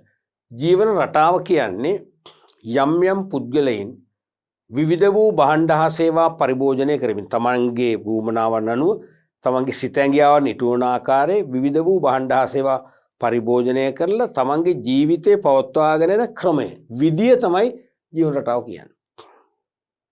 දැන් ඔබ දන්නවා සමහර අය ඉන්නවා ගෙදර වාහනයක් තියෙනවා. නමුත් ඒ වාහනේ ගමන් බිමන් යන්නේ විශේෂිතම අවශ්‍යතාවයක් නම් විතරයි. සාමාන්‍ය ගමන් බිමන් යන්න තමන්ගේ යතුරු පැදිය පාවිච්චි කරනවා. එහෙනම් යතුරු පැදියෙන් තමන්ගේ සියලුම ඕනෑ අපාකම ඉෂ්ට කරගන්නවා නගරයට ගිහිල්ලා ගමට ගිහිල්ලා තේරෙනවද? ඒ හැබැයි පාවිච්චි කරන යතුරු පැදිය පමණයි. එහෙනම් ඒක එක ජීවන රටාවක්. සමහර අය ඉන්නවා යතුරු පැදිය 4-5ක් තියෙනවා ගෙදර තිබුණා වුණත් එකක්වත් පාවිච්චි කරන එක සමහර ලොකෝය පාවිච්චි කරන එක තාත්තා. එයා පාවිච්චි කරන්නේ ගෙදර වාහනය නම් එහෙනම් ඒක තව ජීවන රටාවක්. ඒ වගේ අපි එක එක භාණ්ඩ හා සේවා පරිභෝජනය කරලා ජීවන ගමන පවත්වාගෙන යන ආකාරය තමයි ජීවන රටාව කියන්නේ. සමහර අය ඉන්නවා දැන් ගෙදර කෑම කෑවේ නැත්තම් නිින්ද යන්නේ නැහැ කියලා අපි කියන්නේ. ගෙදර අම්මෝ වෙන කෑම. එක්කෝ තමන්ගේ බිරිඳු වෙන කෑමම තමයි කන්න කැමති. පිටස්තරින් කෑම කන්න කැමතිම නැහැ. ගෙදර පිළියෙල කරන කෑම රසට ගුණයට ඉතා විශ්වාසයෙන් රස කර කර අපි කන්න කැමති. තේරුණාද? එතකොට ඒක එක ජීවන රටාවක්. දැන් මගේ මිත්‍රයෙක් හිටියා. මමත් එක්ක එකම පාසලේ ඉගෙනුණා. දැන් නැහැ. යා ලංකාවෙත් නැහැ දැන්. විදේශගත පාසලක උගන්වන ගුරුවරයෙක්. එයාට ගෙදර කෑම කන්න කැමති නැහැ. එයාට කඩෙන් කෑම තමයි කියන්නේ හොඳට දාගත්ත අදරංග කියලා බඩත් අත ගන්නවා. එයා කඩේ කෑම කන්න කැමතියි. මම ඒකට විරුද්ධයි. එහෙනම් ඒක තව ජීවන රටාවක්. තේරෙනවද මං කියන එක? ඒ වගේ සමහර අය උත්සව අවස්ථාවකට මගුල් ගෙදරක් වෙන්න පුළුවන්. විශේෂ අපේතම පිළිගැනීමේ උත්සවයක් වෙන්න පුළුවන්. වාර්ෂික සාදයක් ඇනුවල් get together පාටියක් වෙන්න පුළුවන්. උත්සව අවස්ථාවලදී ටයි කෝට්ම තමයි දාන්නේ. ඒක එයාගේ රටාව. එයාගේ ජීවිතය ගෙනන ක්‍රම. ඒක ජීවන රටාවක්. සමහර අය වගේ උත්සව වලට යන්නේ කැෂුවල්. සමහර ඩෙනිම් කලිසමක් දාලා අධික පාට නැත්නම් ටිකක් ඩාර්ක් කලර්ස් තියෙන ෂර්ට් එකක් ඇඳලා සාමාන්‍ය හාෆ් ෂූස් හරි නැත්නම් සාමාන්‍ය හොඳ වර්ගයේ සෙරෙප්පු දෙකක් දාලා යනවා. ඒක එයාගේ ජීවන රටාව. තව කට්ටියට ටයි කෝට් වලින් යනවා. කාන්තාව ගන්නු සමහර කට්ටියක් උත්සව අවස්ථාවලට සාරි මදිනවා. සාරි වලින් තොර ඒගොල්ලෝ උත්සවයට සම්බන්ධ වෙන්නේ නැහැ. ඒක එයාලගේ ජීවන රටාව. සමහර අය උත්සව අවස්ථාවලදී අපි තුමු ජීන්ස් අඳිනවා. නැත්නම් ස්කර්ට් ඇන්ඩ් බ්ලවුස් අඳිනවා. ඒක ඒගොල්ලෝ ජීවන රටාව. ඒ වගේ විවිධ වූ භාණ්ඩ සේවා පරිභෝජනය කරමින් ජීවිතේ පවත්වාගෙන යන ආකාරය තමයි ජීවන රටාව කියලා කියන්නේ. මොකද්ද ජීවන චක්‍රය කියන්නේ? ලයිෆ් සයිකල් කියන්නේ. අපි උපන්දා ඉඳන් මියාම දක්වා ජීවන ගමනේ විවිධ අවදි කීපයක් පහු කරනවා. අපි මේ මනුෂ්‍යත්වයේ ජීවිතය කියන්නේ අපි කියන්නේ අම්බලමක් කියලා කියන්නේ. බෞද්ධ දර්ශනය උගන්වන්නේ එහෙමනේ අම්බලමන්නේ. අපි මේ සංසාර ගමනක යනවා. ගමනේ විදින ගම අපි පොඩි නවාතන් පොලක් විතරයි අපේ මේ මනුෂ්‍යාත්මය කියන්නේ. එහෙමනේ කියන්නේ. එහෙනම් අන්නේ ජීවන ගමනේ අවදි හතක්. ලදරු අවදිය, ළමා අවදිය, තරුණ අවදිය, විවාහක අවදිය, දරුවන් සමග ඉන්න අවදිය, දරුවන් හැර යන අවදිය, තනි පංගලෙමින් ඉන්න අවදිය හතයි. හැමෝටම නැති වුණත් ගොඩක් අයට ඕක පොදුනේ. අපි ලදරු අවදිය හිටියා, ළමා අවදිය, තරුණ අවදිය, ඊට පස්සේ අපි නිකන් ඉන්නේ විවාහ වෙනවා. විවාහ වුණාන් පස්සේ නිකන් ඉන්නේ අපිට දරුවෝ ලැබෙනවා. එහෙනම් දරුවන් සමග ජීවත් වෙනවා කාලයක්. ඊට පස්සේ අපේ දරුවෝ උගන්වනවා, ඉගෙන ගන්නවා. ඒගොල්ලොත් විවාහ වෙලා ඒගොල්ලෝ සමහර දේශ විදේශ ව්‍යාප්ත වෙලා යනවා. අන්න දරුවන් හැර යන අවදිය. ඊට පස්සේ තවත් කාලයක් දෙන්න ඉඳලා අම්මයි තාත්තයි ඉඳලා එක්කෙනෙක් මිය යනවා. අන්න තනියම බැරෑරුම්ම දරන්න බැරිම අවදිය තමයි අන්තිම කාලය අපිට තනියම ජීවත් වෙන කාලය. ඒ වගේ ජීවන චක්‍රය කියන්නේ එක් යම් පුද්ගලයෙක් උපන්දා සිට මිය යාම දක්වා ජීවන ගමනේ පහු කරන විවිධ අවදි තමයි ජීවන චක්‍රය කියන්නේ. එහෙමනම් පුද්ගල ජීවන රටාව පදනම්ව වෙළඳ පොළ ඛණ්ඩනය කරනවා. කියන්නේ සමාන ජීවන රටාවන් අනුව උත්සව අවස්ථාවලට සාරිය අඳින අය කොච්චරක්ද? උත්සව අවස්ථාවලට ගවුම් අඳින අය කොච්චරක්ද? උත්සව අවස්ථාවලට ජීන්ස් අඳින අය කොච්චරක්ද කියලා ඛණ්ඩ තුනකට බෙදුවොත් මොකක්ද එන්නේ? ඒ බෙදුවේ ජීවන රටාව අනුව. තේරුණාද? එහෙනම් ජීවන රටාව පදනම්ව වෙළඳ පොළ ඛණ්ඩනය කිරීම මොන ඛණ්ඩ කිරීම ලෙස හඳුන්වන්නේ? මොකක්ද? ප්‍රජා විද්‍යාත්මකද? නැහැ. ප්‍රජා විද්‍යාත්මකද? එහෙම නැත්නම් චර්යා විද්‍යාත්මකද? මනෝ විද්‍යාත්මකද? නැත්නම් භූගෝලීයද? මොන ඛණ්ඩ කිරීමද අයිති වෙන්නේ? ජීවන රටාව. එකිනෙකා භාණ්ඩ හා සේවා පරිභෝජනය කරමින් ජීවිතය පවත්වාගෙන යන ක්‍රමය වෙනස්. ඒකේ සමාන ඒ කර්තව්‍ය සමානව ඉටු කරන ඛණ්ඩයම් කීපයක් හඳුනා ගන්න බැරුවා නෙවෙයි. එහෙම හඳුනාගත්තොත් ඒක මොන ඛණ්ඩ කිරීමද? ප්‍රජා විද්‍යාත්මක නෙවෙයි පැහැදිලිව. භූගෝලීයත් නෙවෙයි. එක්ක චර්යා විද්‍යාත්මක නැත්නම් මනෝ විද්‍යාත්මකවත් වඩා හරි. චර්යා විද්‍යාත්මක. අපි භාණ්ඩ හා සේවා පරිභෝජනය කරමින් ජීවිතේ ගැට ගහ ගන්න ආකාරයෙන් චර්යාවනේ චර්යා විද්‍යාත්මක. තේරුණාද? එන එක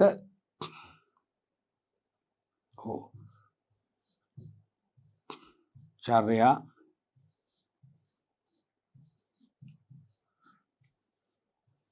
විද්‍යාත්මක ඛණ්ඩ කිරීම ලෙසද ජීවන චක්‍රය අපි ලදරු අවදිය, ළමා අවදිය, තරුණ අවදිය, විවාහක අවදිය ආදී වශයෙන් අපි ගත කරන ජීවන චක්‍රය 90 ඛණ්ඩ කරොත් ඒක මොකද්ද? ඒක ප්‍රජා විද්‍යාත්මකනේ ජීවන චක්‍රය. අපි ලදරුවෝද, අපි තරුණයෝද, අපි විවාහකයෝද ආදි වශයෙන් අපි සලකනවා නම් ඒක මොකද්ද? මනුෂ්‍ය වර්ගයට සාධකයක්. එහෙනම් ඒක එන්නේ මොකද්ද? ප්‍රජා විද්‍යාත්මක. ඒ කියන්නේ ප්‍රජා විද්‍යාත්මක.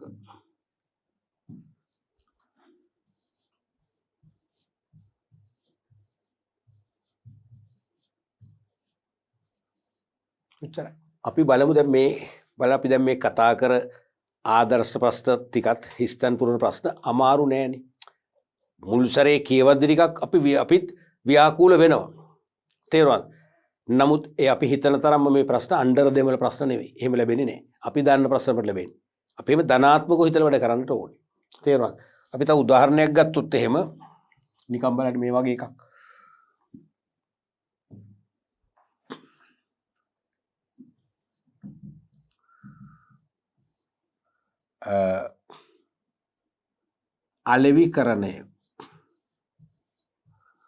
අලෙවිකරණය හිස්තන ආරම්භ වී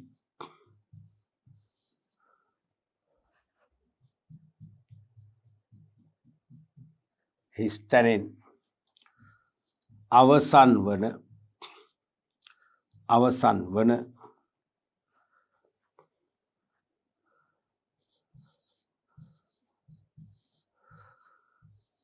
සමාජීය හා හිස්තනක්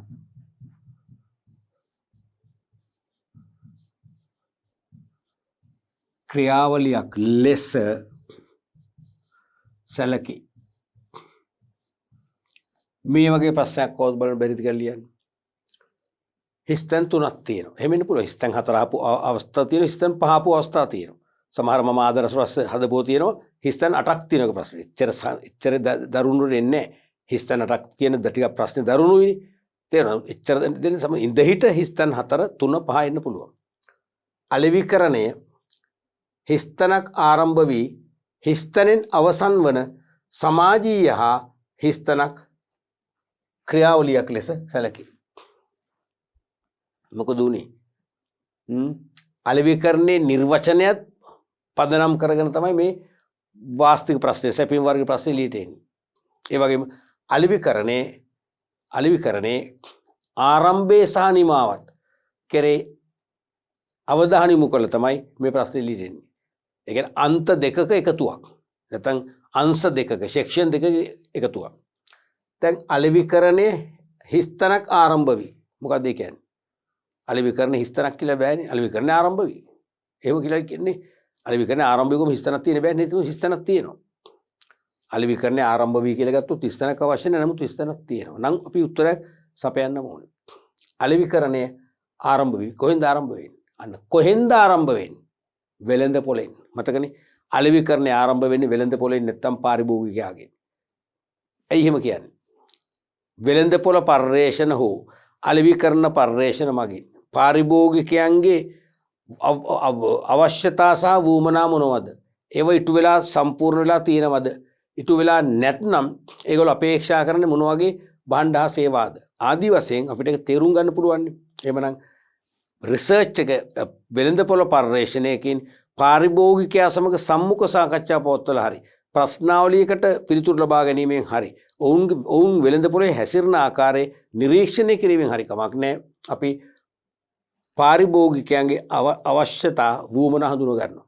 මොකද ඒක හඳුනාගත්තොත් තමයි මේ අවශ්‍යතා සහ වුමනා තෘප්තිමත් කරන්න භාණ්ඩ ආසේව සපයන්න පුළුවන්කම ලැබෙන්නේ. එහෙනම් අලෙවිකරණේ කොහෙන්ද ආරම්භ වෙන්නේ? වෙළඳ පොළෙන්. හරිනේ. අපේ අවශ්‍යතා සහ වුමනා පළමුව හොයා ගන්නවා කියන්නේ වෙළඳ පොළෙන් ආරම්භ වෙන්නේ. එහෙනම් වෙළඳ පොළෙන්.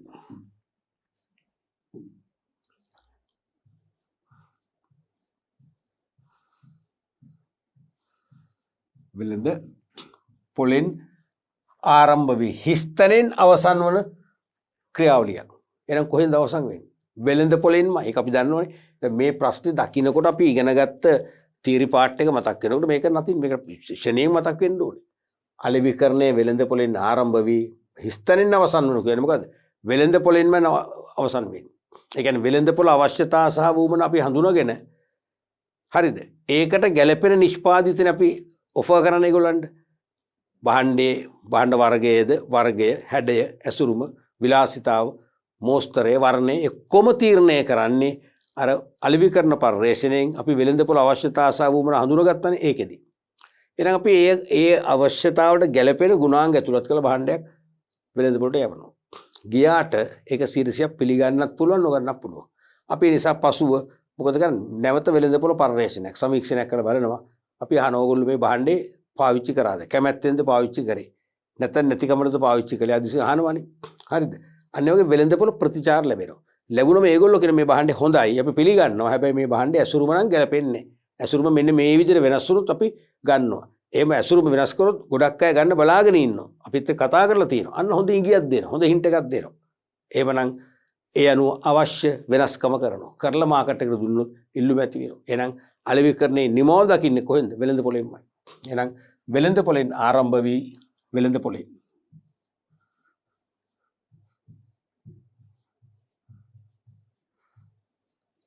මෙතන ඔන්ලයින් තුර කියලා මෙතන ඔන්ලයින් ලියන එක මහා විශාල වරදක් නෙවෙයි. කොහෙත්තම ලකුණක් හෝ ලකුණු භාගයක් හෝ කාලයක්වත් අහිමි වෙන කොහෙත්තම බලපාන සාධකයක් නෙවෙයි. පුරුදුර අපි ලිවෙන්නේ දැන් වෙළඳ පොළ කියලා ලිවෙන්නේ නැහැ නේ. වෙළඳ පොළේ කියලා ලිවෙන්නේ නැහැ. වෙළඳ පොළේ ප්‍රශ්නයක් නැහැ. අවසන් වන සමාජීය හා මොන ක්‍රියාවලියද? අලෙවිකරණේ නිර්වචනය අරගෙන තියෙනවනේ ඕක.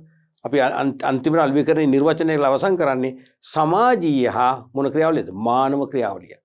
අලෙවිකරණයත් මේ රොබෝ කෙනෙකුට ක්‍රියාත්මක කරන්න බෑ. පරිගණකයට පමණක් ක්‍රියාත්මක කරන්න බෑ. මිනිසා විසින් ඉටු කරන ක්‍රියාවලිය. එනංගේ මානව ක්‍රියාවලිය. මිනිසා විසින් ඉෂ්ට කරන්නේ මොකද්ද? සමාජීය ක්‍රියාවලියක් විදිහට. ඒ කියන්නේ සමාජීය අවශ්‍යතා, සමාජීය වුමනාවන් සපුරාලන හොඳ ක්‍රියාවලියක් වශයෙන් තමයි මේ ක්‍රියාත්මක වෙන්නේ. එහෙනම් සමාජයේ උදෙසා තමයි අලෙවිකරණේ ක්‍රියාත්මක වෙන්නේ. සමාජීය උදෙසා තමයි අලෙවිකරණ ඇති වෙලා ක්‍රියාත්මක වෙන්නේ. එහෙනම් ඒක සමාජීය ක්‍රියාවලිය. ඒ ක්‍රියාවලිය ඉෂ්ට කරන්නේ කවුද? මිනිසා විසින්මයි. එහෙනම් මානව ක්‍රියාවලිය. එහෙනම් සමාජීය හා මානව ක්‍රියාවලියක් ලෙස සැලකී දැක්කද? දැන් බැලුවට මේකත් ටිකක් අපි තුෂ්ණිම්බූත වෙන ප්‍රශ්නයක් කියලා කෙනෙකුට හිතෙන්න පුළුවන් නෑ. අපි ප්‍රශ්නෙට අවතීර්ණ වෙලා ප්‍රශ්නේ අපේ කරගත්තොත් විනිවිද භාවයෙන් අපි ගත්තොත් අපට අනිවාර්යයෙන් මේක ලොකු ගැටලුවක් වෙන්නේ නෑ. පැහැදිලිද? අපි තව එක උදාහරණයක් ගමු. මේක මේ හිස්තන් පුරන ප්‍රශ්න වලට අපිට තව ටිකක් ශක්තිය ගන්න උදාහරණ දෙක කියලා ගමුකෝ. උදාහරණ දෙක.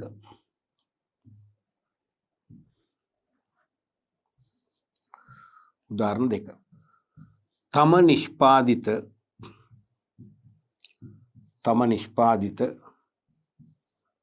සඳහා වෙන් වූ සන්නම් භාවිතා කරන විට ඒවා හිස්තනක්.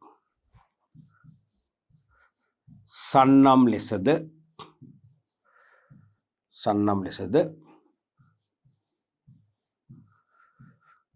වෙනත් ව්‍යාපාරික භාණ්ඩ සමග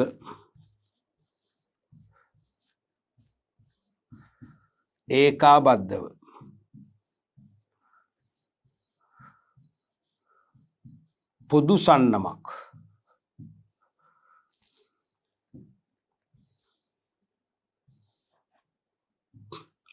පොදු සන්නමක්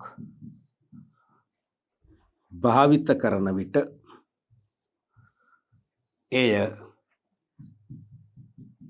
හිස්තනක් සන්නමක් ලෙස හඳුන්වයි. මොකද හිතන්නේ මේ ප්‍රශ්නේ ගැන?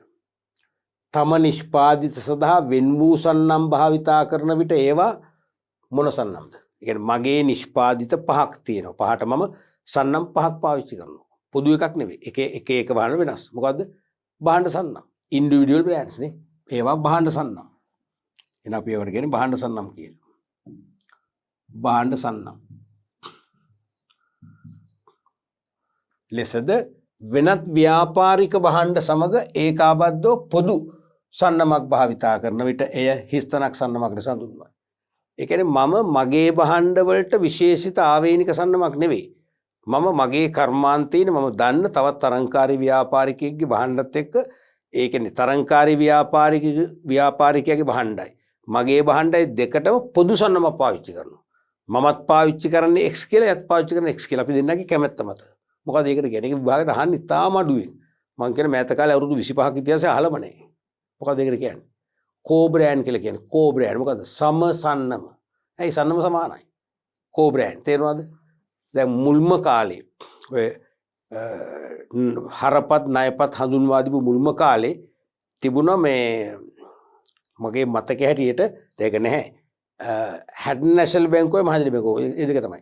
හැඩන් නැෂනල් බැංකුවයි මහජන බැංකුවයි දෙක පොදුවේ ඩෙබිට් කාඩ් එකක්. ඒ කාලේ ඩෙබිට් කාඩ් එක තිබුණේ මොකද්ද? ටෙලර් කාඩ් කියලා කියන්නේ. අපි ඩෙබිට් කාඩ්ම කියමු. ඩෙබිට් කාඩ් එකක් හඳුන්වලා දුන්නා. ඒ කාඩ් එකෙන් HNB මහජන බැංකුව කියන ශාඛා දෙකේ ඕනෑම ATM යන්ත්‍රයකින් ගනුදෙනු කරන්න පුළුවන්. ඒක නම් කරේ කොයින් කාඩ් කියලා. Coin COIN coin common coin coin COIN coin card coin card coin card common වලින් තමයි CO අරන් තියෙන common interbank network කියන එක. common interbank network කියන එක මුලාකුරු. coin card මේක ඇතර සන්නම. මේ සන්නම HNB කරත් අයිති මහජන බැංකුවටත් අයිති. ඒක තමයි සමසන්නම් කියන්නේ. දැන් නෑ. දැන් ඒ කාලේ ඔබට මුල්ම කාලේ ඔබ පිළිගන්නේ කොහොමද කිව්වට HNB ඩෙබිට් කාඩ් එකෙන් නැත්නම් ටෙලර් කාඩ් එකෙන් සල්ලි ගන්න හෝ සල්ලි දාන්න ගනුදෙනු කරන්න පුළුවන් HNB ටෙලර් මැෂින් වලින් පමණයි. මහජන බැංකුවේ ටෙලර් කාඩ් එකේ මහජන බැංකුව මැෂින් එකෙම පමණයි. දැන් ඒවා වෙනස්නේ. දැන් මේ සියලු බැංකුව වල ක්‍රියාකාරකම් අන්තර්ජාල ඔස්සේ පොදුවේ ඒකාබද්ධ කරලා තියෙනවා. ඒ නිසා අද කිසියම් බැංකුවක ඩෙබිට් කාඩ් හෝ ටෙලර් කාඩ් එකකින් ඕනෑම බැංකුවක මැෂින් එකෙන් සල්ලි ගන්න පුළුවන්. ඒ කාලේ බෑ. ඒ කාලේ පුළුවන් වුණා නම් HNB එකයි මහජන බැංකුවට විතරයි පුළුවන්. HNB එකට පුළුවන් HNB ඩෙබිට් කාඩ් එකෙන් HNB එකකින් පුළුවන් මහජන බැංකුවට පුළුවන් ගනුදෙනු කරන්න. මහජන බැංකුව කාඩුත් එසේමයි. අන්න ඒ නිසා දීපු එකක් තමයි කොයින් කාඩ් කියලා කිව්වේ. එහෙනම් මේකට කියන්නේ සමසන්නම්. සමසන්නමක් ලෙස හැඳින්වේ. අපි තවත් එක උදාහරණයක් ගමු.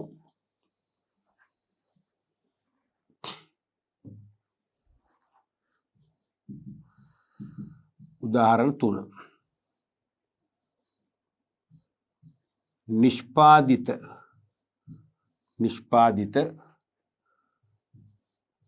සම්බන්ධයෙන්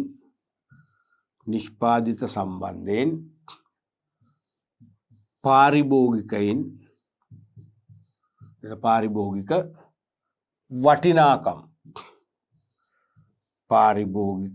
වටිනාකම්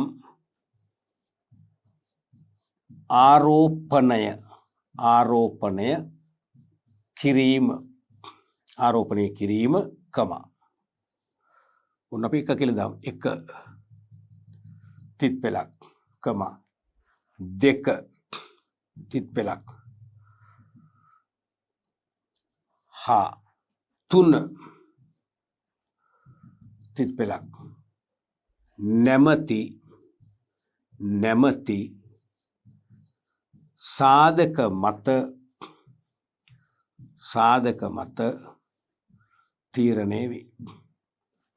ප්‍රශ්නේ පැහැදිලිද මොකද්ද කියලා අහන්නේ. නිෂ්පාදිත සම්බන්ධයෙන් පාරිභෝගික වටිනාකම්. ඒ කියන්නේ යම් භාණ්ඩ හා සේවා සම්බන්ධයෙන් පාරිභෝගිකයෝ අගනාකම් දෙනවා. ප්‍රමාණාත්මකව අගනාකම් දෙනවා. තේරෙනවද? ඒ කියන්නේ වටිනාකම කියන්නේ මේක මට කෝටියක් වටිනවා. මේක මට ලක්ෂයක් වටිනවා කියලා කියනවනේ. අන්නේ භාණ්ඩ සම්බන්ධයෙන් පාරිභෝගික වටිනාකම් භාණ්ඩ ආරෝපණය කරන දෙනවනේ. ආරෝපණය කිරීම සාධක 3ක් මත තමයි රඳන්නේ. සාධක 3ක් මත තීරණය වෙනවා. මතකද? අපි තීර පාට් එකේදී කිව්වා ASP වගේ මං කිව්ව මතක තියාගන්න කියලා මම. පොලිසිය තනතුරක් නේ ASP කියන්නේ. ඇසිස්ටන්ට් සුපරින්ටෙන්ඩන්ට් පොලිස් සහකාර පොලිස් අධිකාරී. ASP වගේ මොකද්ද? QSP මතකද? ASP QSP මතක තියාගන්න පුළුවන්. QSP කියන සාධක 3 මත තමයි වටිනාකම තීරණය. වටිනාකම ඉහළද පහළද කියලා පාරිභෝගිකයා හඟවන්නේ මෙන්න මේ සාධක 3 මත. මොනවද? Q කියන්නේ මොකද්ද? quality ගුණත්වය.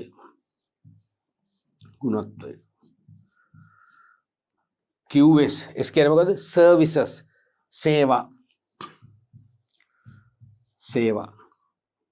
තුන්වෙනි එක මොකද්ද? QSP මිල ප්‍රයිස් මිල. එහෙනම් ගුණත්වය සේවාව හා මිල කියන සාධක තුන මුල් කරගෙන තමයි වටිනාකම ආරෝපණය කරන්නේ. දැන් ගුණත්වයේ ඉතා ඉහළ නම් හරිද? අපිට භාණ්ඩේ මගින් අපිට හොඳ සේවාවක් සපයනවා. අපිට භාණ්ඩයට ස්පෙයා පාර්ට්ස් දෙනවා ඒගොල්ලෝ. ඔන් කෝල් ඇවිල්ලා චෙක් කරනවා. අලුත් වැඩියාවක් කරලා දෙනවා. අනුමත කාලය තුල අපිට අලුත් වැඩියාවක් කවුත් එක නොමිලේ කරලා දෙනවා.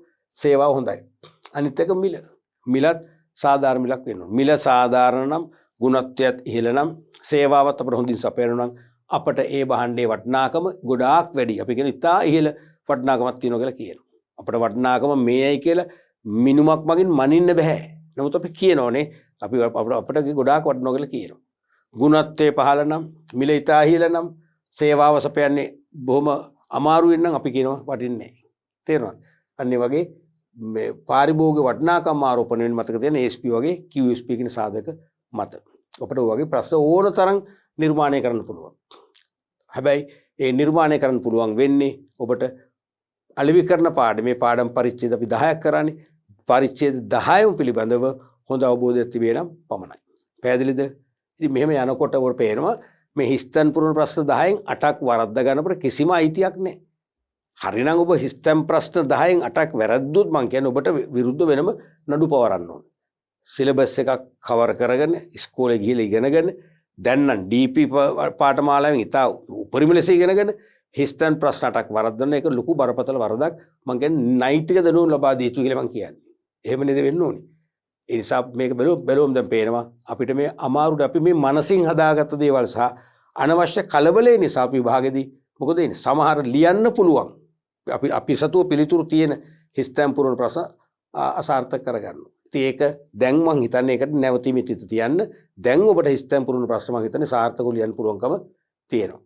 හොඳයි දරුවනේ අපි ඊළඟ පාඩම් පරිච්ඡේදයෙන් කතා කරන්න බලාපොරොත්තු වෙනවා.